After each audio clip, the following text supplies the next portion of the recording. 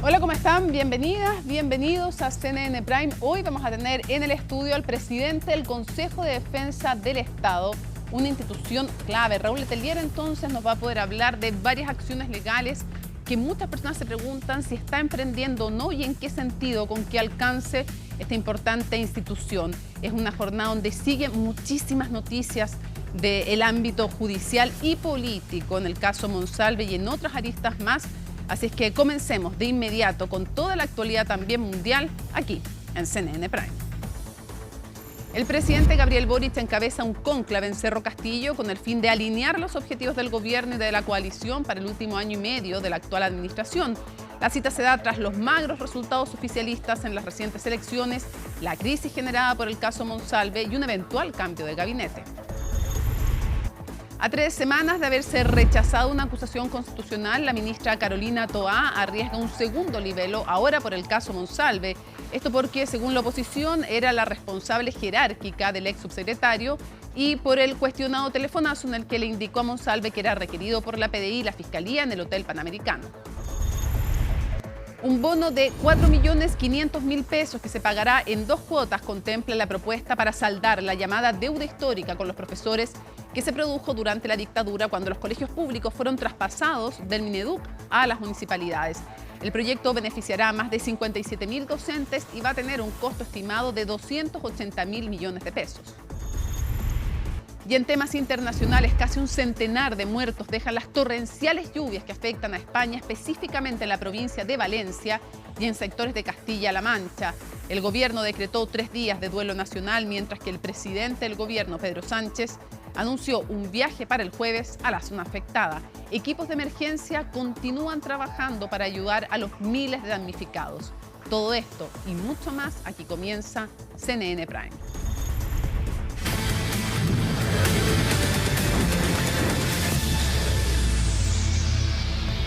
Bueno, el presidente Gabriel Boric, como les contábamos, ya se encuentra reunido con sus ministros y ministras y los presidentes también de los partidos oficialistas en un nuevo comité político ampliado en Cerro Castillo para conocer más detalles. Ahí la vemos en persona, la vemos en pantalla. Francisca Cárdenas, te escuchamos. Al final, también invitados alcaldes, ¿o no?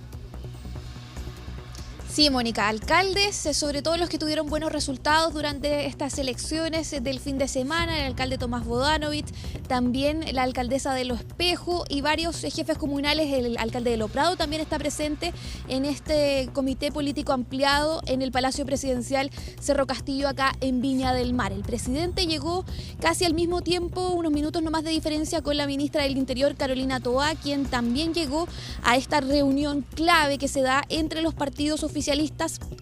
Llegaron también las distintas directivas, los dirigentes de los partidos del gobierno, junto también a jefes comunales, para hablar principalmente de lo que son los resultados de las elecciones, pero por supuesto también un cónclave, una reunión clave del Palacio de la Moneda, marcada también por lo que ha sido el caso del ex subsecretario Manuel Monsalve. Es algo que también ha marcado esta jornada, las reacciones previas también a esta reunión relevante para el gobierno y también para los partidos políticos, para poner sobre la mesa las distintas temáticas y sobre todo este caso que ha complicado también al gobierno en los últimos días, sobre todo porque venimos de lo que fue también una semana distrital hace un par de días atrás, donde se puso pausa también a distintos proyectos legislativos, pero también recordemos, Mónica, que dado a la tramitación de las acusaciones constitucionales se retrasaron varios proyectos y ya con lo del ex subsecretario Monsalve también quedaron varias cosas de lado en el Congreso con respecto a la agenda legislativa también del Palacio de la Moneda, la agenda de seguridad y la agenda económica. Recordemos que también hay varios proyectos que se están tramitando en el Congreso Nacional en materia económica, la reforma previsional también. ¿Y qué va a pasar relacionado a eso también? Quienes encabezan esas discusiones irán a salir también del gabinete por esta fecha límite que hay del 16 de noviembre para que las autoridades actuales puedan renunciar a sus cargos y postular quizás a las elecciones parlamentarias, poder ver también un futuro político más allá. Eso es también lo que se podría conversar en esta reunión en el Palacio Presidencial de Cerro Castillo, acá en Viña del Mar. Varias reacciones previas también, sobre todo por lo que fue este anuncio también desde el Palacio de la Moneda, que se informó desde la presidencia de que la ministra del Interior declaró también, al igual que el presidente Gabriel Boric, de manera voluntaria involuntaria en torno al caso Monsalve y también varias especulaciones, expectativas en torno a lo que podría ser un cambio de gabinete, Mónica. Así que 13 temas claves: resultados de las elecciones, posible cambio de gabinete y por supuesto también lo que ha sido las consecuencias políticas y cómo ha gestionado el gobierno también todo lo que tiene que ver con el ex subsecretario Manuel Monsalve. Escuchemos qué dijo justamente el presidente del Partido Comunista. Yo creo que va a ser un muy buen intercambio porque cada partido ha hecho sus propias elaboraciones y va a aportar, digamos, lo que sea su mirada sobre particularmente lo que fue la batalla del sábado y domingo y la proyección que tiene en lo inmediato, que son las batallas de gobernadores en segunda vuelta, y de ahí enrumbar, digamos, a todo lo que es el último periodo de gobierno que deberá tener su característica por razones muy lógicas. Primero que nada, esta convocatoria que hace el presidente es en busca de las demás que hemos tenido no solamente el día domingo, sino también el día lunes, el poder afianzar la alianza, el poder también analizar cómo vamos a determinar los objetivos estratégicos en conjunto para el cierre de gestión, cómo lo vamos a apoyar como alianza en este proceso de cierre. Y por supuesto el objetivo estratégico que él siempre ha señalado, ojalá proyectar esta alianza progresista, ampliarla, abrirla a otros sectores con el objeto de que podamos ser una alternativa en el próximo gobierno. Claro, varios temas que se van a poner sobre la mesa. A otros alcaldes que también les fue bien en ciertas regiones no pudieron venir, algunos por distancia, decían desde el Palacio de la Moneda, y también porque esta reunión va a estar, digamos, centrada en otros temas. Obviamente se va a hablar de las elecciones, de los resultados, no solamente de a quienes les fue bien, que tuvieron resultados favorables, sino que también a quienes no les fue tan bien, como recordemos lo que fue en esta comuna clave para también el gobierno, Santiago, donde sacó mejores resultados y mucho más votos Mario Desbordes que la candidata del Partido Comunista Iracy Hasler y también la actual alcaldesa. Y también lo que sucedió en Ñuñoa. Son parte de las cosas que se van a conversar, lo que sucedió durante las elecciones del fin de semana. Viene un representante de cada sector político también, de cada partido político, pero también vimos ingresar a Cerro Castillo, Mónica, a parlamentarios. A, por ejemplo, la jefa de bancada del Partido Comunista, la diputada Lorena Pizarro, junto al presidente también de la colectividad. Y también le preguntábamos, por ejemplo, al presidente del PC, Lautaro Carmona, si consideraba, por ejemplo, un posible futuro de parlamentaria para la ministra del Trabajo, Janet Jara, que es del Partido Comunista, militante del PC, de quien se ha hablado también durante los últimos días con respecto a su futuro político, si podría salir o no del gabinete, pero eso quizás implicaría que ya no esté, por ejemplo, en una votación clave más adelante, que es la reforma previsional, que en algún momento se va a votar en los próximos meses. Se espera que al menos ya en enero, febrero se pueda estar votando esta reforma que es clave para el gobierno. También otros temas como por ejemplo que viene en el presupuesto, la discusión del presupuesto que también es clave para el gobierno y otras temáticas que han quedado ahí en pausa en materia de seguridad. Escuchemos también justamente qué han dicho las otras autoridades, representantes políticos también de los partidos que han llegado hasta acá, hasta Cerro Castillo. Nos parece que esta es una convocatoria muy adecuada, muy buena para, por una parte, evaluar lo que ha sido todo este proceso, pero sobre todo para mirar hacia adelante. Tenemos desafíos electorales, que es un tema que nos compete sobre todo a los partidos. Somos muy claros que el gobierno es y debe ser prescindente, pero además para mirar hacia adelante la agenda legislativa, las tareas que debemos acometer durante el último año. Hay grandes desafíos a nivel nacional en materia de salud, ustedes saben, en pensiones, en educación, tenemos el tema del CAE. Bueno, de todos esos temas esperamos que podamos conversar y sobre todo ver cómo fortalecemos la unidad de la coalición de cara a la proyección de este gobierno. Claro, pensiones, CAE, la seguridad también, proyectos relevantes para el Palacio de la Moneda en estos últimos meses también de gobierno, lo que se viene para las próximas elecciones también parlamentarias, presidenciales. Eso es lo que se va a hablar también en esta reunión. Por supuesto que los ministros han dicho que el foco no va a estar en el caso del ex subsecretario Monsalve, pero de hecho le preguntábamos, por ejemplo, a la presidenta del Partido Socialista, Paulina Bodanovich, que llegó hasta acá también con varios parlamentarios, con uno de los alcaldes electos y bastante incómoda. Mónica no quiso responder con respecto a eso, de cómo ha afectado al gobierno y cómo ha sido la gestión también del Palacio de la Moneda en este caso, y también ante las declaraciones, los testimonios voluntarios tanto del presidente de la República como también de la ministra del Interior. Escuchemos también qué han dicho algunos jefes comunales que llegaron también hasta acá, hasta Cerro Castillo. No, que sea una buena jornada de reflexión, de conversación que sirva para fortalecer la unidad del sector y el proyecto de gobierno, que todavía le queda más de un año por delante y tiene que avanzar todavía en importantes mejoras para la vida de la gente. Venimos a sumar una conversación, es primera vez que participamos de este tipo de encuentros, así que más que nada escuchar, a ver qué es lo que dispone el gobierno y como siempre y como deben ser todos los alcaldes, tratar de contribuir desde nuestra posición a las mejoras que el país necesita. No solamente qué va a pasar con el futuro político de la ministra del Interior, Carolina Toa, a quienes algunos incluso le han pedido su renuncia, Mónica, sino que también algo que se está evaluando en el Congreso. Parlamentarios durante esta jornada, pese a que hicimos las consultas, negaron estar definiendo una acusación constitucional.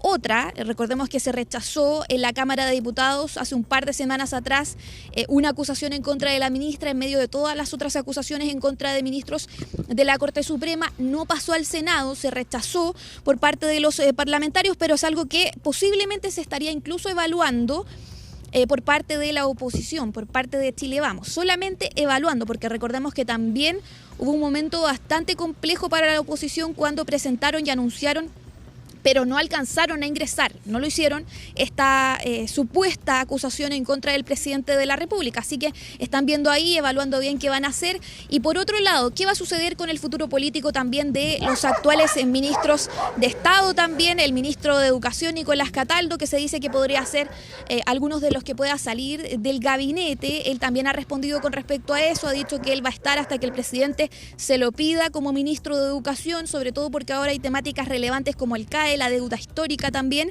y otros que suenan al menos que podría ser parte de estas modificaciones, este inminente cambio de gabinete, es la ministra de Defensa Maya Fernández, también la subsecretaria general de Gobierno. Hay que ver entonces qué va a pasar con eso, cuáles van a ser las evaluaciones también, esto que se va a conversar también en esta reunión. Podría haber una vocería, Mónica, también antes de las 22 horas por parte de la ministra vocera de Gobierno, Camila Vallejo, para hacer todo este análisis también de lo que se está conversando en este minuto entre los actores políticos y también el presidente de la República. Escuchemos también parte de las otras impresiones y reacciones durante esta jornada.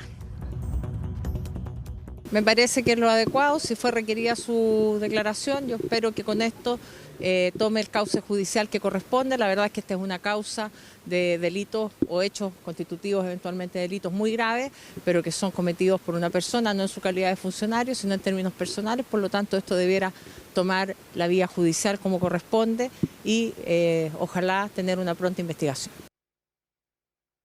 Sé que esa declaración de la ministra voluntaria, como testigo, va justamente en línea de lo que se ha dicho. Aquí hay un gobierno que lo que busca es colaborar con la investigación. El gobierno y la ministra son los primeros interesados en que esto avance, la investigación, que se aclare, porque efectivamente el gobierno necesita retomar las tareas, los compromisos, y eso es parte de la reunión que tenemos el día de hoy. ¿Cuál es el futuro de la ministra?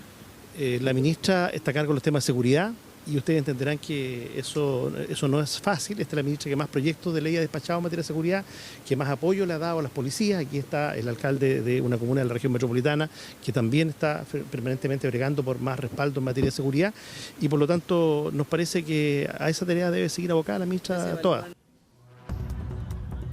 Claro, un escenario complejo entonces, de harto análisis, varios temas sobre la mesa, así que nos vamos a quedar atentos, por supuesto, a las próximas reacciones, qué temas van a conversar finalmente en esta reunión clave para el Palacio de la Moneda, en medio además de esta crisis, Mónica, que no ha sido fácil para el gobierno, bastante complejo este escenario para el Palacio de la Moneda en torno al ex subsecretario Manuel Monsalve y por supuesto también este posible cambio de gabinete de los principales ministros. Hay que ver qué va a pasar con ellos, también cuál es el futuro de cada uno. Por ejemplo, como te decía la ministra Janet Jara del Trabajo, que varios hablan de una posible candidatura presidencial incluso a futuro o incluso hacia el Parlamento, el camino hacia el Parlamento como diputada o como senadora. Así que nos vamos a quedar atentos a eso también y por supuesto a lo que digan los distintos dirigentes de los partidos oficialistas una vez que salgan del Palacio Presidencial de Cerro Castillo. Muy atentos entonces estamos, hay mucho que conversar, que aclarar, que responder después de esa reunión, así es que tú nos interrumpes en cualquier momento si se produce la vocería o si hay opiniones también de los presidentes de partidos, alcaldes, en fin, que a poquito para esa fecha límite, como tú también mencionabas, en que tienen que decidir los que quieran competir en una carrera parlamentaria. Buenas noches. Buenas noches. Bueno, y mañana comienzan las obras del eje Alameda Providencia, que va a permitir la remodelación de la Plaza Italia. La iniciativa se va a desarrollar en 4 etapas y se proyecta que finalice por ahí por septiembre del 2025, o sea, el próximo año. Los trabajos que parten mañana van a generar, eso sí, varios desvíos de tránsito. Pongan atención. Por ejemplo, de oriente a poniente no se podrá virar por Pío Nono hacia el norte desde Avenida Providencia, ni tampoco continuar su trayecto si usted va por ahí por calle Merced, por ejemplo. Y de poniente a oriente solamente se podrá llegar por Merced hasta calle Estados Unidos.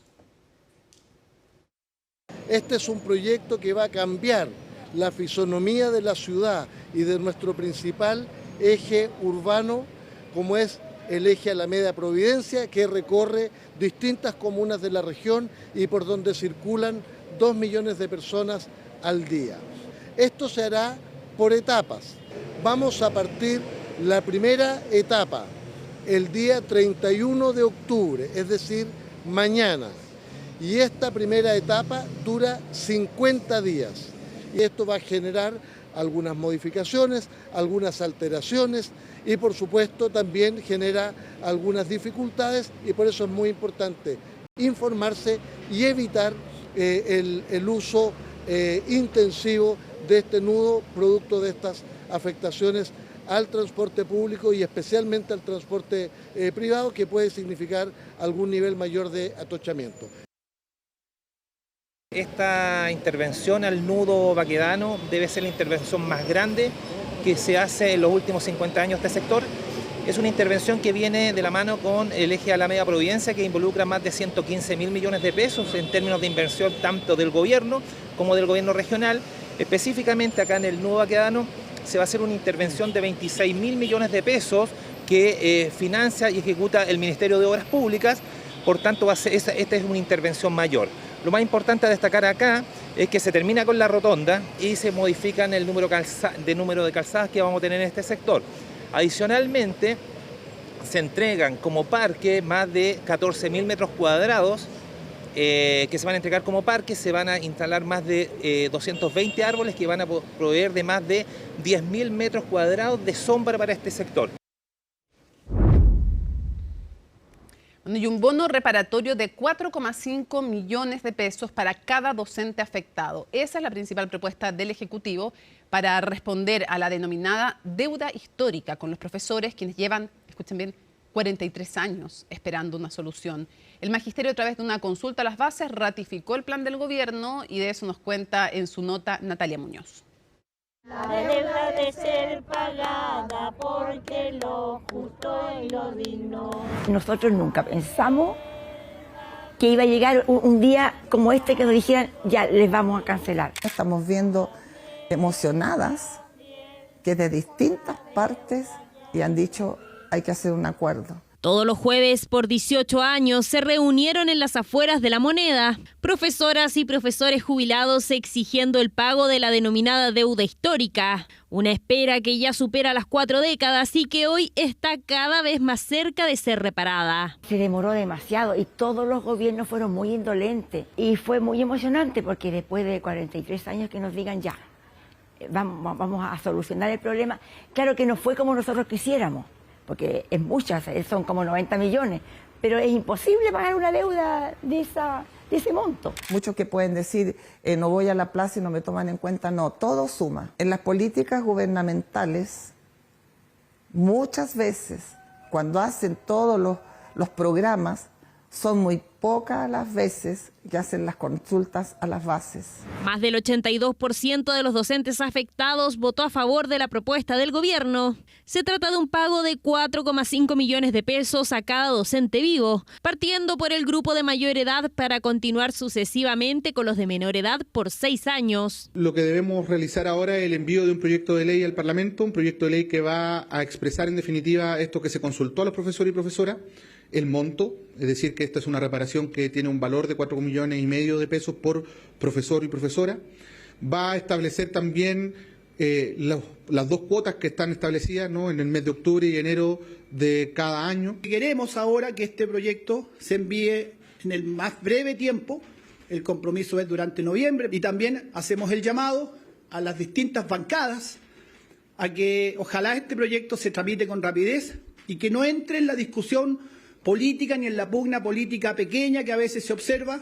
Los pagos están programados para comenzar en 2025, beneficiando a 57.560 docentes. Además, el beneficio contempla la transmisibilidad en el caso de que el titular fallezca. Es que ya son más de 30.000 los docentes que han muerto mientras esperaban el pago de la deuda histórica, cuyo origen se dio en dictadura, durante el traspaso de los profesores desde el sistema público a la administración municipal. Cuando pasamos a la municipalización, lo que nos perjudicó a nosotros fue las AFP. Obviamente que nos cambió totalmente la pensión, sí, al sueldo que nosotros teníamos. Yo, ¿por qué trabajé en dos partes? Porque con eso hice yo un sueldo adecuado a lo que yo me había preparado. Cuando empezó la deuda histórica, éramos 94.000 profesores que teníamos que recibir la deuda histórica. Estamos luchando que nos paguen luego para poder disfrutar, qué sé yo, esa platita, gastarla en salud, en otras cosas. Ellas esperan los montos. El problema es que se necesitan cerca de 250.000 millones de pesos a costo del Estado, lo que presiona aún más las dañadas arcas fiscales. Le vamos a pedir al gobierno que nos diga de dónde va a sacar estos 300 millones de dólares que aparentemente no existen y que se transformarían en una carga para el próximo gobierno.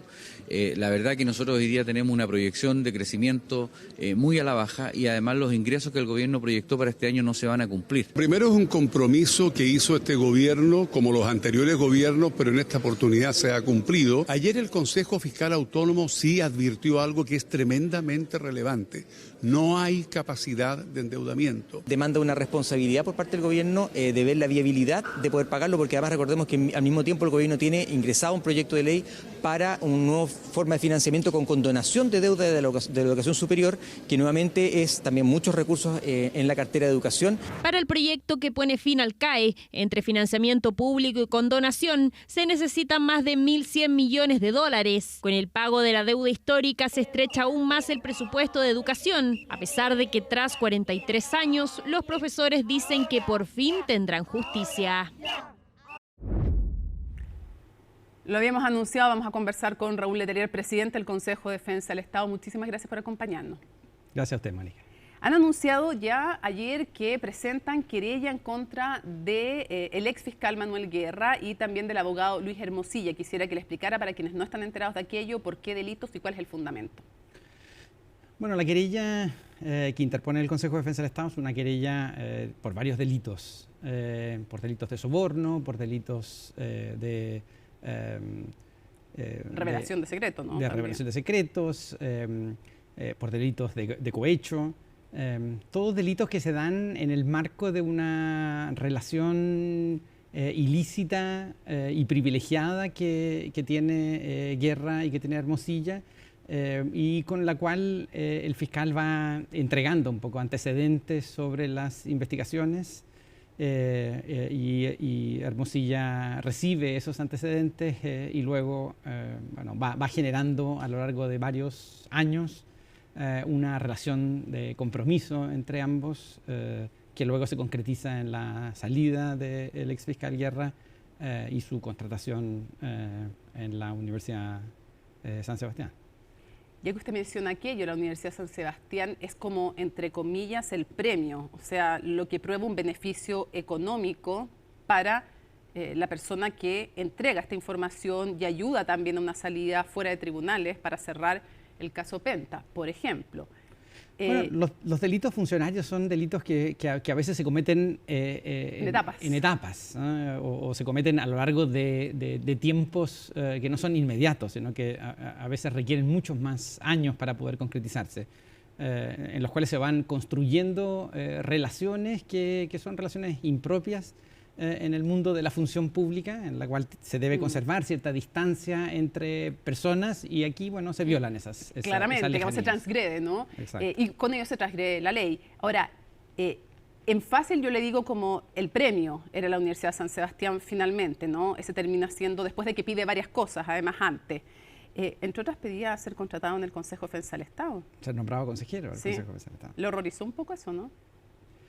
Bueno, es difícil, el solo hecho de pensar que los nombramientos de consejeros puedan hacerse así, desde luego preocupa.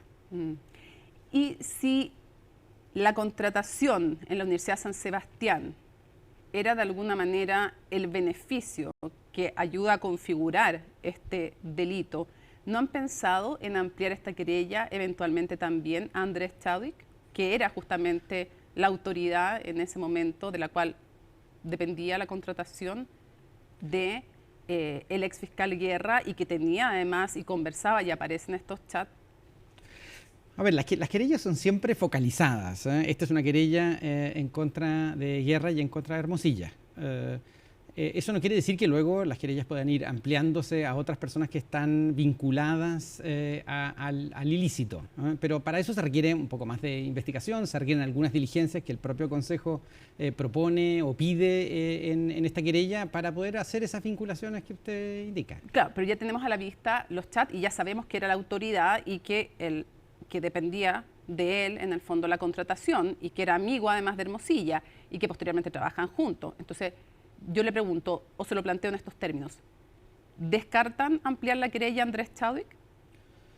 A ver, el Consejo de Defensa del Estado nunca descarta nada, sino que como estas investigaciones son investigaciones dinámicas, hay que ir viendo cuáles antecedentes van incorporándose. Estas son investigaciones que exigen, por ejemplo, declaraciones de testigos, y en esas declaraciones de testigos es muy común que haya datos que vayan refiriendo, vayan acreditando, por ejemplo, lo que usted indica, de ¿Eso de quiere quién decir dependía. que sí van a estudiar si es que amerita una querella, ampliar la querella en contra de Chadwick? Siempre estamos nosotros viendo la posibilidad de ampliaciones de querella. Claro. Es un hecho que nunca descartamos. Pero en concreto, como se sabe que esa era la autoridad de la Universidad de San Sebastián y se sabe que el premio era la contratación, la contratación de la Universidad de San Sebastián, no es cualquier persona. Por eso le pregunto si van a poner foco en aquello, en Andrés Chadwick, como autoridad de la Universidad de San Sebastián.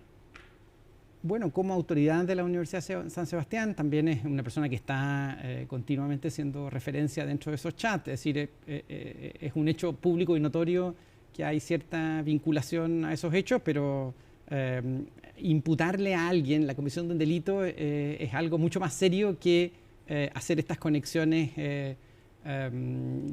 Para eso necesitamos fundamentos. ¿Van a pedir que declare Chadwick?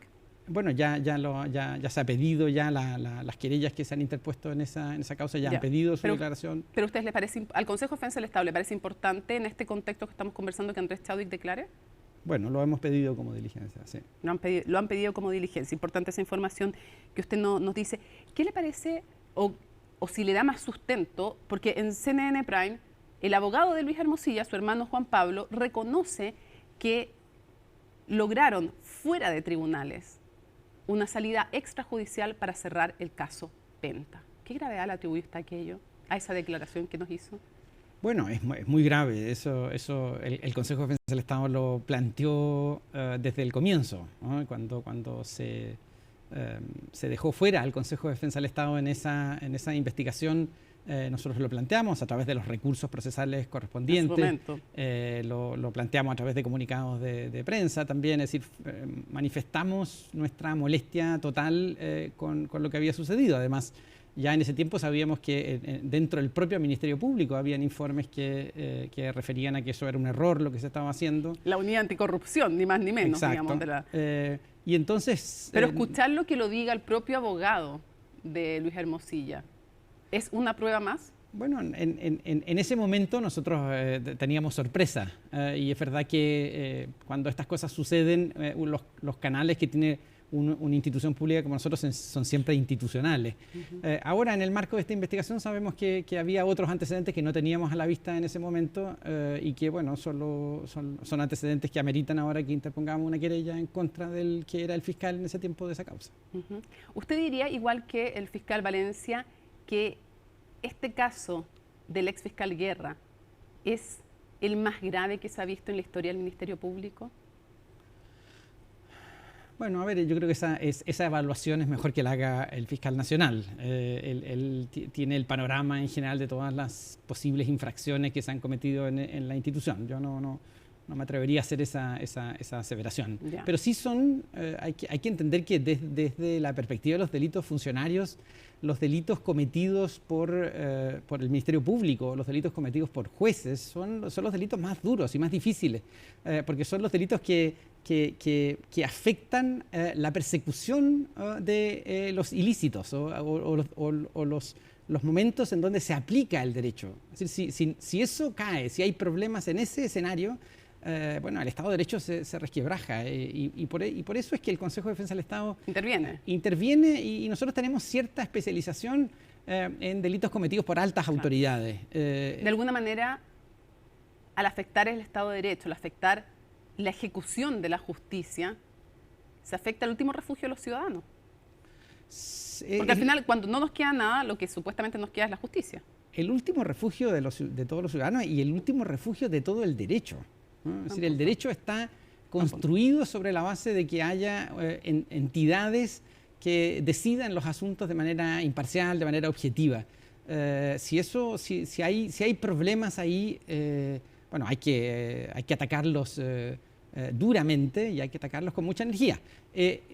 La mayoría de estas infracciones son infracciones focalizadas y eso siempre hay que entenderlo de esa manera. Y, sí, porque si uno entiende que estos son problemas genéricos o generales o que hay una corrupción generalizada, también se esconde la particularidad. Hablando de eso, ¿qué le parece este anuncio que hizo también en la entrevista con CNN Chile el abogado de Luis Hermosilla, de que ya quedan pocos días para que den a conocer todas las conversaciones entre el abogado y fiscales, jueces, fiscales adjuntos, fiscales regionales, ministros de la Corte Suprema, pidiéndole favores? ¿Qué golpe cree usted que puede hacer justamente? ¿Qué puede significar en los términos de la desconfianza en la ciudadanía de estas instituciones? Bueno, a ver, desde la perspectiva de un órgano como el Consejo de Defensa del Estado que persigue delitos funcionarios, que haya un abogado que quiera comunicar la existencia de otros delitos funcionarios, yo lo vería de una manera algo positiva, digamos. Siempre es bueno que sepamos que sea transparente, todos estos delitos, ¿no? Ya.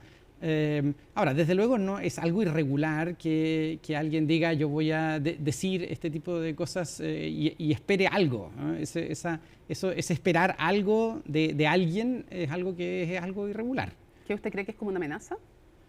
Bueno, me parece que está formulado algo en esos términos, ¿no? Y eso desde luego lo considero irregular. En el resto de que un abogado quiera comunicar otro tipo de delitos, nosotros lo vemos de manera positiva. Ya, pero usted dice, suena este anuncio de Juan Pablo Hermosilla, suena como está generado, dice usted, en forma de amenaza. Antes de pasar a otro tema, quisiera preguntarle por las críticas que hizo Juan Pablo Hermosilla. Dice que el Consejo de Defensa del Estado no da garantías porque no ha tenido una preocupación real por las filtraciones que se han producido desde el Ministerio Público, así dice él, porque él lo atribuye al Ministerio Público. ¿Qué le responde usted?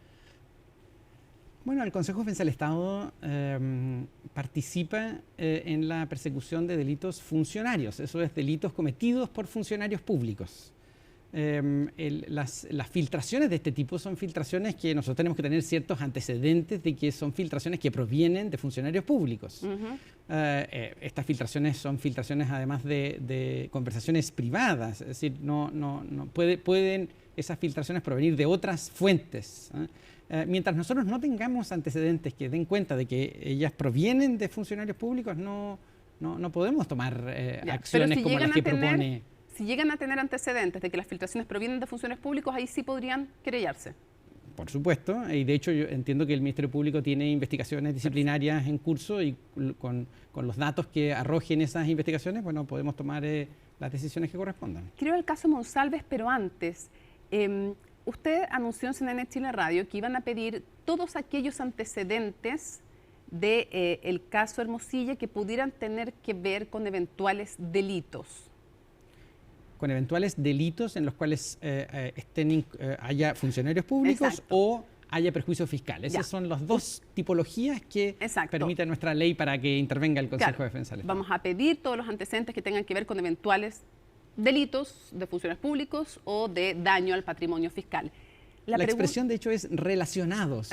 Relacionados con delitos. Ahora, la pregunta que muchos se hacen es ¿por qué no piden todos los antecedentes? Y no solo porque al final, ¿qué es lo que se ha propuesto de parte de muchísimos expertos? Que sea el Consejo de Defensa del Estado un real control cruzado, porque en época de desconfianza, incluso desconfianza al Ministerio Público, porque hay, de hecho hay investigaciones en contra de ex fiscales y de actuales fiscales, que sea la propia Fiscalía la que decide qué le entrega a ustedes. Muchos dicen que deberían pedirle a ustedes todo, para que ustedes hagan un control cruzado, que son además ustedes funcionarios públicos, por lo tanto, ustedes serían penalizados si revelan algo. Si ustedes filtran algo, tienen penalización por aquello, tienen deber de reserva. ¿No han pensado realmente pedirlo todo para que sean el Consejo de Defensa del Estado un control cruzado en este contexto de muchísima desconfianza? A ver, yo agradezco esa atención de mirar al Consejo de Defensa del Estado como un buen control cruzado, ¿no? Pero es parte de un buen Estado de Derecho y un Estado de Derecho sano, de que cada institución haga lo que la ley le permite hacer, ¿no? ¿A ustedes la ley les permite pedir todos los antecedentes? La ley nos permite pedir los antecedentes relacionados con delitos funcionarios o delitos donde haya perjuicio fiscal. Eso es lo que nos permite la ley. Y de hecho no es que solo nos permita pedirle al Ministerio Público este tipo de antecedentes. Es una obligación del Ministerio Público entregarnos esos antecedentes para que nosotros podamos luego estudiar la interposición de querellas criminales en esos casos. Entonces yo creo que es vital que cada institución haga su trabajo en los límites que establece la ley, y lo que hemos hecho en nuestra petición al Ministerio Público es hacer la petición que, o sea, usted me dice que la ley legalmente corresponde. ¿Usted dice que la ley le impide al Consejo de Defensa del Estado pedir todos los antecedentes de manera genérica? Pedir todos los chats de Hermosilla. Bueno, lo que pasa es que, a ver, ahí habrá también chats que tengan relaciones con su vida privada. No, me refiero, exceptuando vida privada, ¿ustedes pueden pedir todo el resto? ¿O la ley se los impide?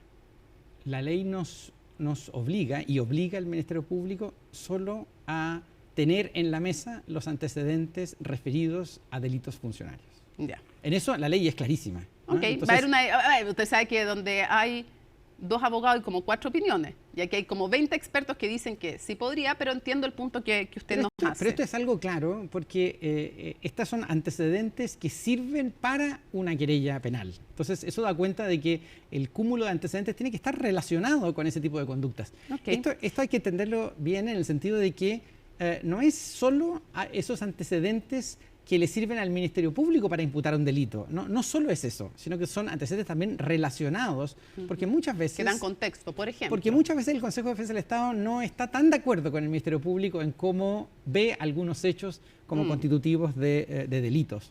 Entonces, la ley permite que haya ese margen. Ya, o sea, siempre, es más amplio. Es un poquito más amplio, pero siempre en el marco de delitos. Vamos al caso Monsalve, que usted sabe que tiene conmocionado al país, evidentemente.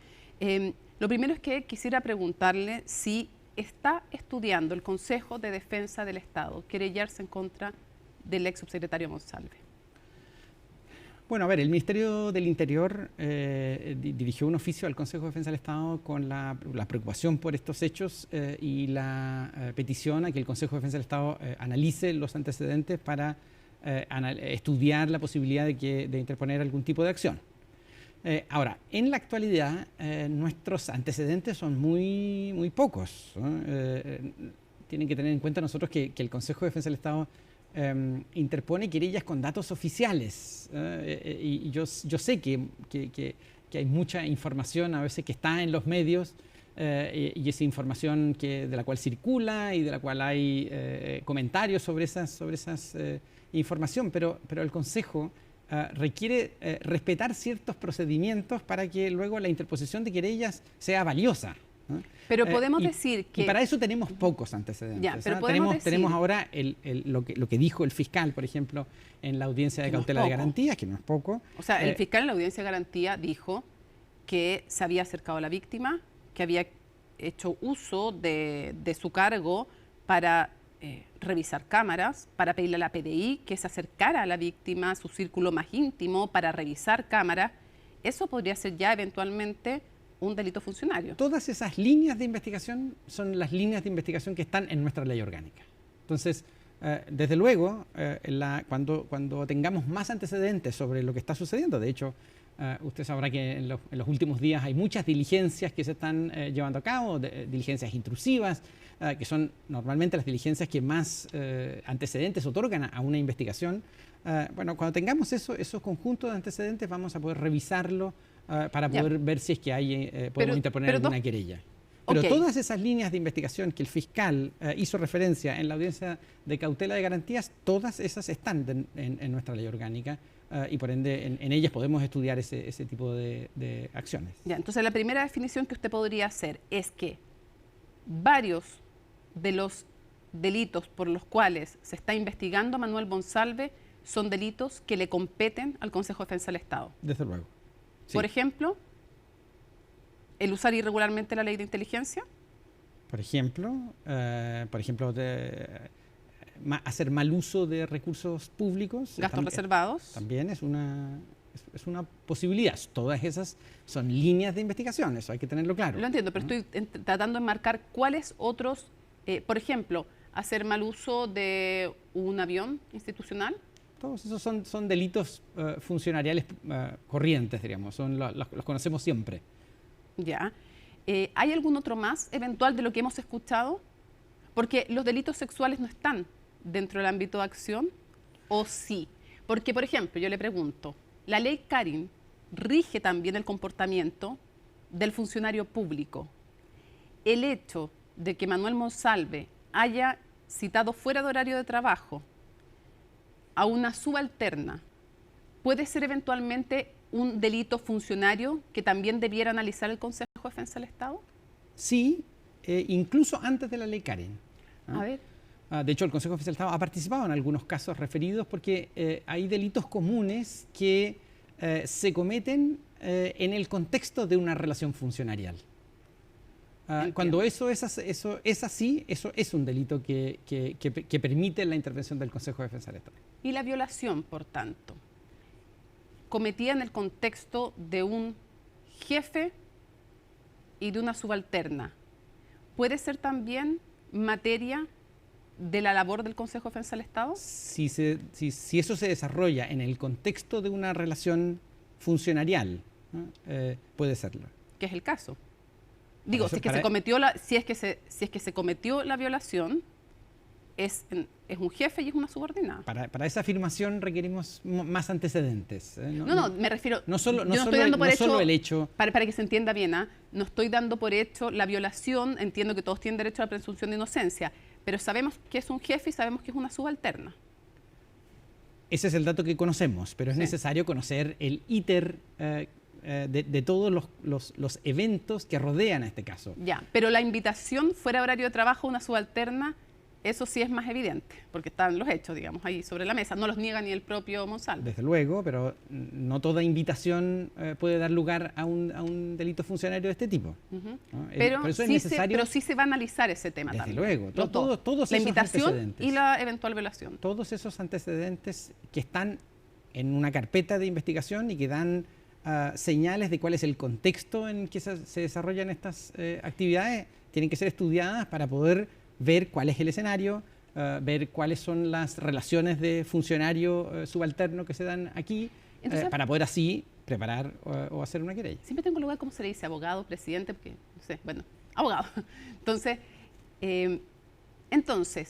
podemos decir que el Consejo de Defensa del Estado va a estudiar si se querella en contra de Monsalve. Desde luego. Nosotros, de hecho, esta es una causa en la cual ya hemos designado abogados que están esperando estos antecedentes. Como sabe usted, esta es una investigación que está en una etapa de reserva. Esas son reservas que se hacen precisamente para poder realizar diligencias probatorias intrusivas, es decir, son aquellas, como digo, repito, aquellas que más antecedentes dan luego para poder analizar ese tipo de antecedentes para ver si procede o no alguna acción penal. cuando transcurra ese plazo y tengamos un conjunto de antecedentes relevantes, pierda cuidado que el Consejo de Defensa los revisará y verificará si hay o no hay conductas delictivas. Entonces lo que podemos decir es que el Consejo de Defensa del Estado ya tiene un equipo designado de abogados para estudiar los antecedentes que van surgiendo del caso Monsalve en vista de analizar si es necesario querellarse. Sí. Eso ya es un hecho. Eso es un hecho, sí. Ya está designado el equipo. Así es. Quisiera preguntarle también, ¿el foco tiene que ser solo Manuel Monsalve o dado que dentro de las cosas que caben en las líneas de trabajo del Consejo de Defensa del Estado, eventualmente también podrían apuntar a funcionarios o exfuncionarios de la PDI? Todo aquel que sea funcionario público y que participe en un hecho delictivo de este tipo cabe dentro de una querella que pueda interponer el Consejo de Defensa del Estado. ¿También entonces la PDI? Desde luego, ¿no? De hecho, hemos interpuesto querellas en contra de personal de la PDI. ¿Y la omisión de denuncia es un delito funcionario? Lo es, pero es necesario tomar algún tipo de cautela con ese delito, ¿no? A ver, ¿por qué? Muchas veces se dice que es un delito que opera siempre y en cualquier circunstancia, ¿no? Por ejemplo, el Consejo de Defensa del Estado toma conocimiento de hechos, pero no interpone, no hace denuncias, interpone querellas, ¿no? ¿Por qué? Porque estudiamos esos antecedentes, somos un servicio de abogados que se dedica a la revisión de esos tipos de antecedentes. Lo mismo pasa con el Ministerio Público, que conoce denuncias y le da un procedimiento especial. Entiendo, pero por ejemplo, en el caso de compañeros de trabajo de la funcionaria que hubieran recibido la confesión dolorosa de lo que ella denuncia, ¿estaban obligados o no a denunciar? Bueno, eso es necesario tener mucho más antecedentes para hacer ese juicio tan hipotético, ¿no? Hay que ver las condiciones, hay que ver qué tipo de funcionario, hay que ver qué conocimiento tiene de la regulación jurídica. Si tenía conciencia del delito, ¿hizo usted o no? Hay que saber mucho más para eso. ¿Y el presidente de la República, cuando Monsalve le cuenta de esta situación, está obligado a denunciar o no? ¿O el hecho de que haya que él sepa que hay una investigación en curso lo libra de la necesidad? Bueno, si hay una investigación en curso, ya se puso en conocimiento del Ministerio Público la existencia de un delito. Ya no hay una obligación de denunciar a todo aquel que conoce, por ejemplo, de una conducta delictiva. Y además, bueno, hay que ver también que lo que se transmite sea los datos necesarios para poder verificar que lo que se está contando es constitutivo de delito, ¿no? Muchas veces las cosas que se cuentan pueden no tener relación con una conducta delictiva. Ya, lo que podría salvar de la necesidad de denuncia es o que no sea constitutivo de delito o que ya se esté investigando. Y muchos otros factores. Sí. Estos son delitos que tienen algún nivel de complejidad. Por eso hay que ver más antecedentes. Mónica, yo entiendo que la prensa requiera un poco más de juicios más rápidos al respecto, pero los juicios legales requieren muchos más antecedentes para poder reconstruir hechos, ¿no? De lo que se trata en todas las infracciones penales es de reconstruir hechos con antecedentes. Y eso cuesta, y eso es difícil, y eso requiere tener un volumen de declaraciones, un volumen de pruebas periciales que den cuenta de hechos que puedan ser luego reconstruidos. Quisiera preguntarle respecto del tema del diputado Joaquín Lavín. ¿Qué gravedad le asigna usted al caso y si al ser funcionario público también hay un rol de parte del Consejo de Defensa del Estado? Desde luego, esa es una investigación vigente, es una investigación que está en la municipalidad. Nosotros tenemos ahí ya una querella interpuesta en contra de la exalcaldesa Barriga, en donde se da este tipo de conductas. El Ministerio Público ha pedido autorización judicial para algunas medidas intrusivas de la cual se da cuenta de que hay antecedentes relevantes para una persecución penal y el Consejo está esperando los resultados de esas diligencias para tomar las decisiones que correspondan. Y respecto de el tema de Katy Barriga, ¿en qué va aquello y qué pasa también con la Corporación de Aguas, que es otra de las líneas que no se ha hablado mucho y quisiéramos preguntarle en qué va ese caso? Bueno, en el caso de la exalcaldesa Barriga, esta es una investigación que ya está avanzada. Como sabe usted, hay medidas cautelares ya ordenadas. Es una investigación que está avanzando a buen pie. Y bueno, esperamos que se desarrollen todas estas aristas que incluye esta investigación penal. Se ha dicho cuando hablamos de, cuando se entrevistó en algún momento a Joaquín Lavín padre, pero también cuando ha hablado el diputado y cuando ha hablado la propia exalcaldesa, ella habla de un desorden. Dice que aquí no hay delito porque ella no se llevó dinero para la casa y que se la acusa más bien de desórdenes, y que quisiera preguntarle cómo evalúa usted esas afirmaciones.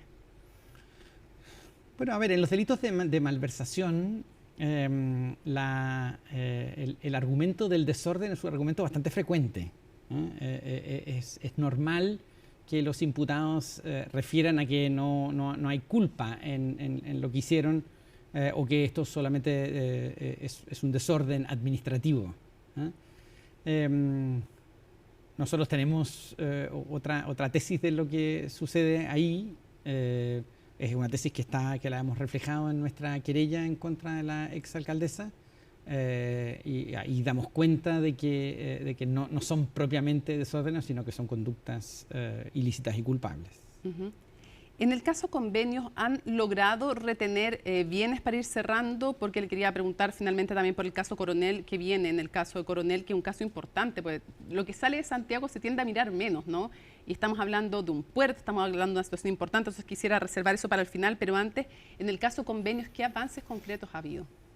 A ver, en el caso convenios, nosotros hemos abordado ese caso por 3 vías. Primero es la vía penal. En esa vía penal tenemos 11 querellas interpuestas en contra de personas vinculadas a fundaciones. Tenemos una línea civil, que es una línea referida al cobro de pesos, de pesos en esos contratos que han sido incumplidos.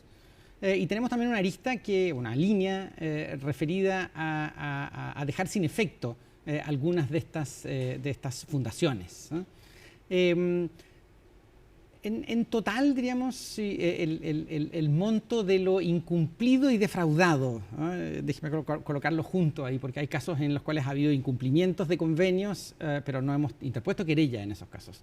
Pero si uno tuviese que sumar los montos por las persecuciones penales y por los cobros en materia civil, yo creo que sería algo alrededor de 3.500 millones de pesos aproximadamente. Nosotros hemos hasta el momento obtenido protección cautelar, es decir, tenemos bienes por algo cercano a los 2.000 millones de pesos. Es decir, es una suma que da cuenta de cierto éxito en este tipo de infracciones, que normalmente los recuperos no suelen ser tan altos, ¿no? Nosotros tenemos cautelados un conjunto de bienes y también tenemos cautelados un conjunto de montos de transferencias que provenían de estos convenios, bueno, que da cuenta de que los problemas que se dan en el erario público van a estar un poco más controlados, y eso se debió principalmente a una acción del Consejo de Defensa del Estado rápida, a una acción en varios frentes, a un equipo de trabajo que trabajó a lo largo de todo el país viendo esta fundación y tratando de recuperar buena parte del dinero. ¿Y eso incluye, por ejemplo, las fuentes de trabajo en estas plataformas para adultos? Eso incluye retenciones, por ejemplo, de impuestos, que como a cualquier trabajador que comete un ilícito, el Consejo de Defensa del Estado puede pedir una medida precautoria respecto de esas retenciones de impuestos. Ah, perfecto, ya. Eso es parte, lo hacemos siempre. Ya, y cierro preguntándole entonces, ¿qué pasa en Coronel? ¿Qué viene ahora? ¿Y cuál es el rol de nuevo del Consejo de Defensa del Estado? ¿Los municipios son una fuente también, lamentablemente, de muchísimos casos de corrupción, y a medida que se alejan de Santiago se miran menos. Pero quisiera preguntarle si es muy grave el caso de Coronel y qué viene ahora y qué importancia le asigna al Consejo de Defensa del Estado. Bueno, nosotros hace mucho tiempo venimos sosteniendo los problemas que hay en la fiscalización de los municipios. Esto es algo que lo hemos discutido en muchos foros, en los cuales estamos, de hecho, también muy de acuerdo con la Contraloría, que también tiene propuestas para poder mejorar este tipo de controles en los municipios. Y nosotros también lo vemos en muchas de las investigaciones penales que se dan en estos contextos.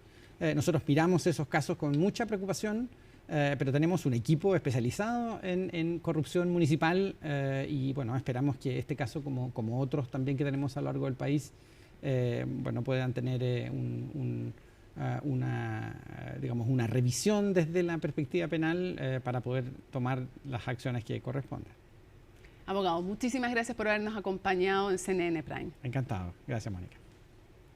Bueno, y hoy la ministra del Interior, Carolina Toá, declaró como testigo ante el fiscal Javier Armendáriz por el denominado caso Monsalve. En tanto, el gobierno descartó que la jefa de gabinete le haya advertido a la ahora ex subsecretario sobre una diligencia al Ministerio Público en el marco de la investigación por presunta violación. Y aunque Toá aclaró que se trató de una instrucción, la oposición no descarta una segunda acusación constitucional en su contra. La nota es de Estefanía Bustamante.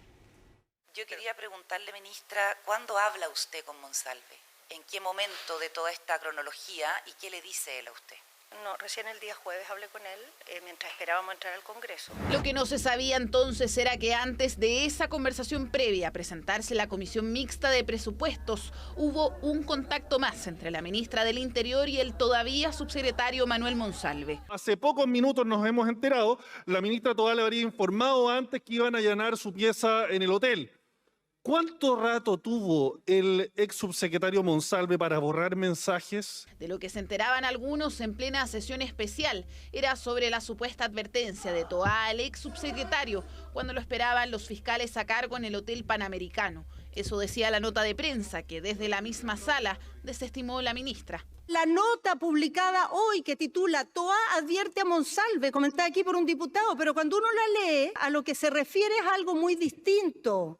La solicitud que planteó la PDI para que yo le señalara a Monsalve que se fuera al hotel porque se requería su presencia para unas diligencias de la Fiscalía. ¿En qué consistió esa llamada? Fue esencialmente para que Manuel Monsalve compareciera en diligencias que se estaban ejecutando en ese momento y garantizar su comparecencia en ese momento en el lugar donde él pernoctaba. El 15 de octubre Monsalve se reunió con el presidente antes de sellar su salida desde La Moneda. Más tarde en el hotel lo esperaba la Brigada de Delitos Sexuales, personal de criminalística y los fiscales Javier Armendáriz y Francisco Jacir, quienes se presentaron ante la ex autoridad. ¿Sabe qué? Soy fiscal del Ministerio Público, tengo esta orden y esta orden tiene cierto objeto. Hay que hablar con la persona, hay que dirigirle la palabra. Cuando el imputado nos escucha, me escucha a mí, porque yo se lo dije, dijo, pero a mí me gustaría, señaló, declarar de que no me acuerdo nada. Fue una diligencia dentro de la investigación reservada por presunto abuso sexual por sorpresa y violación. El llamado que hizo Toá para pedirle a Monsalve que fuera, dicen, es muy distinta a la conversación que sostuvo con él 2 días más tarde. Esa conversación solo se produjo el jueves. Lo que sucedió el martes es que me solicitaron llamarlo para comunicarle que se trasladara al hotel. Cosa muy distinta. Hacen, a nuestro juicio, insostenible su permanencia en el gobierno. Y esa es una decisión que pasa por el presidente de la República. Es el presidente de la República que puede desvincular a la ministra del Interior de su cargo. Probablemente nos vamos a tener que ver forzados a utilizar herramientas constitucionales para este tipo de casos, ya sea interpelaciones personales o ya sea acusaciones constitucionales. La ministra ya ha sido interpelada y acusada constitucionalmente sin éxito desde el Congreso. Aún así, la derecha evalúa esta y otras opciones, como lo fueron las citaciones múltiples a instancias como la sesión especial, donde la ministra aclaró su llamado a Monsalve. Yo de verdad creo que se hace insostenible que la ministra se mantenga en el cargo. Yo no sé qué está pensando este gobierno y sin duda que como oposición vamos a tomar una decisión. Reiteradamente han presentado acusaciones constitucionales que han sido rechazadas. Hemos vivido durante este largo periodo de este gobierno permanentes amenazas No se olvide usted que incluso amenazaron acusar al propio presidente de la República. Yo esperaría que de manera responsable el mundo político esperara conocer los antecedentes de este proceso investigativo, porque todavía no sabemos los hechos que ocurrieron. Hechos que salpican a la ministra del Interior porque ya se evalúan distintas acciones entre las bancadas opositoras al gobierno, mientras que parte del oficialismo cuestiona internamente a La Moneda por enterarse a goteo de la cronología del caso Monsalve. Bueno, se espera una masiva salida de vehículos, más de 500.000 desde la región metropolitana durante el fin de semana largo. Esto ha llevado a las autoridades a implementar un plan de contingencia en carreteras y terminales de buses. Pablo Figueroa nos cuenta. Hay que ser bien claro en esto. Nosotros podemos hacer varias medidas de gestión, pero eso tiene un límite, que es el límite de la propia infraestructura. Evidentemente, estas rutas ya están en un proceso de rediseño, de readjudicación. Pero para que esa solución sea una realidad hay que esperar al menos hasta el 2031 si pensamos positivamente. Porque en lo concreto, mientras el proceso de reestructuración de las carreteras concesionadas, el presente es de un crecimiento constante en el parque automotor en el país y las medidas de incentivo como el peaje a Luca o habilitar más pistas en los sentidos más demandados no son solución por ahora. Así que por mientras se avanza en resolver el problema vial, solo queda reforzar los consejos tradicionales. Todas las personas conocemos de que al momento de conducir nunca debemos ocupar el celular ni tampoco otro tipo de distracción. ¿Por qué? Porque la conducción es una tarea completamente difícil. Este tipo de fechas se espera 520 y tantos mil automóviles que van a salir de Santiago y van a volver. Por cierto, colocan en la máxima capacidad casi disponible de las autopistas, o sea, están en un delicado equilibrio, lo cual obliga a que la cantidad de recursos disponibles para superar cualquier emergencia tenga que ser duplicada con respecto a la normalidad. Así es, se esperan más de 520.000 vehículos los que pondrán a prueba las carreteras. Durante cada año, lamentablemente, perdemos más de 2.000 vidas en nuestro país producto de siniestros viales. Siniestros viales que dicen relación principalmente con no respetar las velocidades máximas, que dicen relación con el consumo de alcohol. Y pese a que es la mitad del número que salió en Fiestas Patrias, ahora son menos días y para ello hay un plan de cerca de 5.000 fiscalizaciones, las que comenzaron temprano este miércoles en el terminal de buses en Estación Central. Muertes en el tránsito se ha convertido en un fenómeno dolorosamente frecuente. Mueren aproximadamente 5 personas al día en promedio en nuestro país. Por eso es que, por ejemplo, estamos acá fiscalizando que cada uno de estos buses salga con su documentación adecuada, con su revisión técnica, con su seguro obligatorio. Se espera que salgan más de 800.000 pasajeros. Es un fin de semana intenso en trabajo en el área nuestra. Son 3 dimensiones de fiscalización: las condiciones de seguridad de la máquina, las condiciones de seguridad de los implementos que ocupan los pasajeros, cinturón de seguridad adecuado, y el tercero tiene que ver con la documentación del conductor y el adecuado descanso. Pero no todo es salir de la región metropolitana. Esta es la campaña del gobierno para usar el transporte público la noche del 31 de octubre, el día de la celebración de la Noche de Brujas, en donde el panorama más tradicional es la fiesta Open Blondie, el evento que se realizará este jueves 31 de octubre en el Club Hípico a partir de las 18 horas. La versión 2024 del Open Blondie va a comenzar temprano, desde las 18 horas en el increíble Club Hípico de Santiago. ¿Por qué temprano? Porque tenemos una serie de activaciones vinculadas al Halloween. ¿Estás sin maquillaje? No te preocupes, tenemos punto de maquillajes y efectos especiales. Además, por cierto, un tremendo equipo de fotógrafos y de video para que te registren como corresponde con esa tremenda producción de Halloween que sin lugar a dudas estás preparando. Y si lo suyo es el cine, en Cinépolis han decidido reponer películas clásicas de terror, las cuales vuelven remasterizadas y son la opción para quienes nunca las han visto en pantalla grande. Exclusivamente en Cinépolis, Pesadilla en la calle Elm, el clásico. Para celebrar también los 40 años de Poltergeist viene una versión remasterizada y también de Carrie, el clásico de 1976. Y si lo suyo es el cine actual, bueno, el gran estreno de esta semana es la tercera parte de Terrifier, el último fenómeno del género del horror.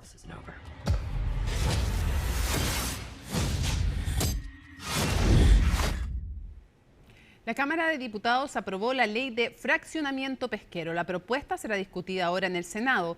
Esta iniciativa busca establecer las cantidades y formas en que se van a extraer los recursos marinos entre el sector de la pesca artesanal e industrial a lo largo de todo el país. El ministro de Economía, Nicolás Grau, definió este proyecto como una justicia para ambos sectores. Un día en el que, a través del trabajo en todo Chile, que ha liderado el subsecretario Salas en conjunto con el diputado Brito y los distintos parlamentarios de la Comisión de Pesca de esta corporación, el trabajo que se ha hecho en todo Chile conversando, buscando acuerdos de forma transparente y logrando el día de hoy una votación muy amplia a favor de este nuevo fraccionamiento que va a hacer justicia entre el sector artesanal y el industrial. Nosotros siempre hemos creído como gobierno en un equilibrio, en que tienen que coexistir el sector artesanal y el sector industrial. El problema es que la ley actual, que como bien sabemos tiene un origen ilegítimo, era una ley totalmente desequilibrada al respecto. Junto con ello, el titular de Economía destacó el respaldo entregado al proyecto, ya que en su opinión demuestra la insatisfacción con la actual ley de pesca. Haciendo que tengamos más justicia en el sector de la pesca y además dándole estabilidad a este sector, porque uno no puede tener estabilidad cuando ésta se basa en una ley que ha sido aprobada con actos graves, probados por la justicia de corrupción. Estamos convencidos que vamos a avanzar en ese equilibrio, así que contentos, cumpliendo, dicho sea de paso, un compromiso del presidente Gabriel Boric. Es un compromiso que se nos puso cuesta arriba porque en la tramitación de la nueva ley de pesca se utilizaron distintas estrategias para hacer ese debate más lento y nosotros entonces tomamos la decisión de tramitar este artículo, que era un artículo fundamental que está en el corazón de la injusticia de la ley actual. Así que poco a poco, avanzando con fuerza, con las organizaciones sociales, vamos a ir recuperando un país que tenga más justicia y más equidad. Y continúan las dudas sobre las metas fiscales del gobierno. Esta vez el Consejo Fiscal Autónomo llamó al Ejecutivo a ajustar el gasto para 2025 en caso de que las proyecciones de ingresos que estima Hacienda no se cumplan. Pilar Gutiérrez nos cuenta. Si es que no se van a concretar esos ingresos, la recomendación principal que hace el Consejo Fiscal es que la DIPRES y Hacienda estén preparados para ir ajustando el gasto. Es el llamado del presidente del Consejo Fiscal Autónomo al gobierno para el presupuesto 2025. Para el próximo año, el gobierno proyectó un aumento de 8,5% en los ingresos fiscales. Se divide más o menos mitad y mitad entre lo que es el crecimiento más inercial de los ingresos y, por otro lado, el producto de una serie de reformas o de cambios a nivel de volúmenes de producción, etcétera, que le agregan a los ingresos estructurales en particular. Pero las estimaciones han generado dudas y preocupaciones en los parlamentarios y en la academia. Es muy difícil que efectivamente podamos creerle a los números, porque ya el 2024 hicieron estimaciones que no les funcionaron. Creo que están excesivamente optimistas el 8,5% de ingresos del gobierno. Todavía existe una asimetría demasiado grande en la capacidad para construir proyecciones y para estimar gastos futuros y en particular ingresos, lo que es lo que estaba discutiendo ahora, pero es un problema que es recurrente, no solamente ahora. Actualmente no se estaría cumpliendo la estimación de ingresos de este año. Si en el cuarto trimestre de 2023 se esperaba que al fisco ingresaran recursos en torno a 24,3% del PIB durante 2024, esa cifra se ajustó fuertemente a la baja en el último informe de finanzas públicas, quedando en 22,8%, es decir, 4.500 millones de dólares menos, algo que preocupa al CFA, ya que podría comprometer la meta de balance estructural. En este minuto se estaría proyectando un desvío de 0,4 puntos del PIB en el cumplimiento de la meta de balance estructural para este año. Esos son aproximadamente 1.170 millones de dólares. Solamente con esto queremos graficar que quedan pocos meses del año y que está difícil cumplir la proyección de ingresos que ha hecho la DIPRES. Una diferencia en la estimación que el ministro de Hacienda atribuye principalmente a los resultados de la operación Renta, que este año recaudó cerca de 16.000 millones de dólares, una cifra menor a la esperada, lo que genera aún más interrogantes sobre el compromiso que se tiene para 2025. Los ingresos que ya están estimados, lo que nosotros sugerimos es que se traten con prudencia. ¿Y qué significa tratar esos ingresos con prudencia? Significa, si el Ministerio de Hacienda se da cuenta en el transcurso del año que esos ingresos no se están recaudando, que entonces reaccione ajustando el gasto. porque lo que no queremos es que se deje de cumplir la meta de balance estructural. Un ajuste de gasto que según el gobierno podría producirse, por ejemplo, si la ley de cumplimiento tributario no logra la recaudación esperada de 1.200 millones de dólares para el presupuesto del próximo año. Este año ya hemos ajustado 1.200 millones de dólares de gasto, así que tampoco es cierto, es una suma que el día de mañana no se pueda compensar por el lado del gasto si es que hay alguna diferencia significativa.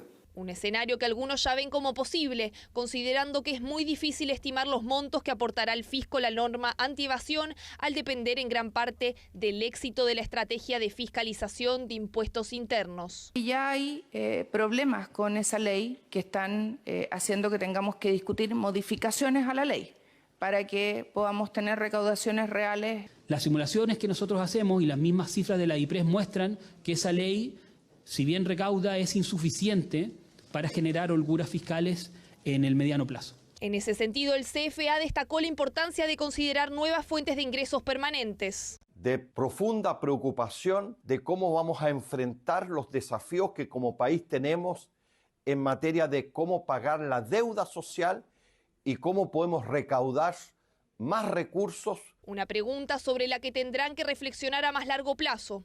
Por el momento, la Comisión Mixta de Presupuestos sesionará el próximo martes y se espera que entre el 11 y 13 de noviembre la iniciativa sea discutida en la sala de la Cámara de Diputados.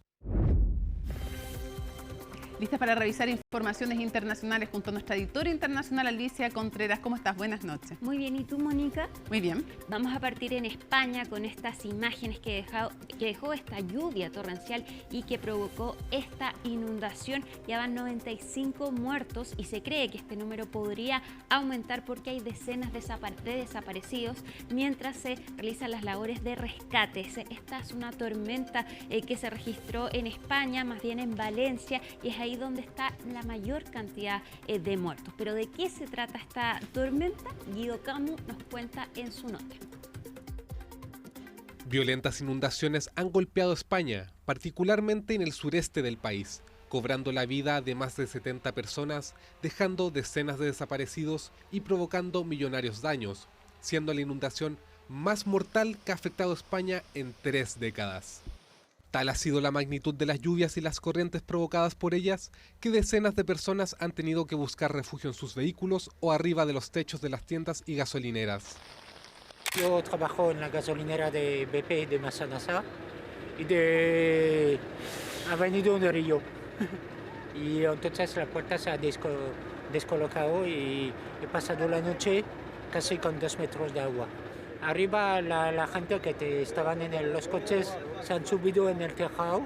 Y yo por no llorar, pero he vivido el infierno, ¿sabes? He vivido el infierno. Sin embargo, el quedarse dentro de los autos en las calles atascadas ya no es una buena idea, debido a que la fuerza del agua los ha arrastrado y sumergido. Pánico, pánico. Pánico porque he visto yo los coches y yo no sé si había gente dentro, esto, lo otro, no lo sé. Yo solo sé la chica que ha rescatado a mis compañeros. La metieron para adentro y a los 2 o 3 minutos el coche se lo tragó. La causa de todo esto es una DANA, acrónimo de depresión aislada en niveles altos, un efecto ambiental que se suele dar entre verano y otoño, generando varios fenómenos climáticos extremos. En esta época del año vemos con frecuencia este tipo de tormentas. El aire frío se eleva, los vientos recogen agua cálida del Mediterráneo y provocan una atmósfera inestable que lleva al rápido desarrollo de grandes tormentas con mucha lluvia. La gente no estaba preparada para la cantidad de agua que corrió por las calles y atravesó sus casas. Debemos hacerlo mejor, asegurarnos de tener planes y advertencias que permitan a la gente tomar medidas para mantenerse a salvo y prepararnos para eventos peores en el futuro. Más de 1.000 efectivos de la Unidad Militar de Emergencia están trabajando en las zonas afectadas, mientras que el Ministerio de Defensa ha puesto a disposición morgues portátiles ante la preocupación de que al comenzar a remover el barro puedan encontrarse más cuerpos, lo que incrementaría el número de fallecidos. El Ejecutivo ha declarado 3 días de luto desde este jueves por las víctimas. España entera llora con todos y con todas vosotros. Nuestra prioridad absoluta es ayudaros. las administraciones públicas estamos trabajando de forma coordinada para hacerlo posible y vamos a poner todos los medios necesarios hoy, mañana y el tiempo que haga falta para que podamos recuperarnos de esta tragedia. Del mismo modo, la Unión Europea, a través de su presidenta de la Comisión Europea, ha enviado sus condolencias y ofrecido ayuda a España. Nuestros pensamientos están con las víctimas y con las familias y sus amigos, pero también con los equipos de rescate. Ellos están trabajando incansablemente para poner a salvo al mayor número posible de personas y Europa está dispuesta a ayudar. Hemos activado nuestro sistema de satélites Copernicus para ayudar a coordinar a los equipos de rescate y ya hemos ofrecido activar nuestro mecanismo de protección civil.